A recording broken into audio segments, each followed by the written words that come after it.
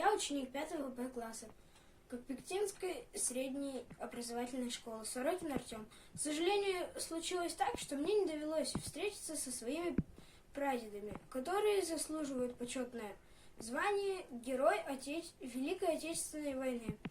Это Шпякин Николай Васильевич и Вареников Сергей Алексеевич. Я горжусь ими. Пусть помнит мир, спасенный на века, солдат войны, что жизни не щадили, чтоб мир надежно на земле хранили. Идут ряды бессмертного полка. В бессмертный полк попали наши деды.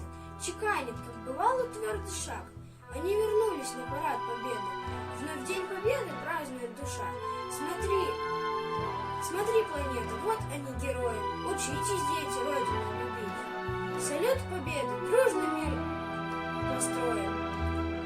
Нельзя заветы прадедов забыть.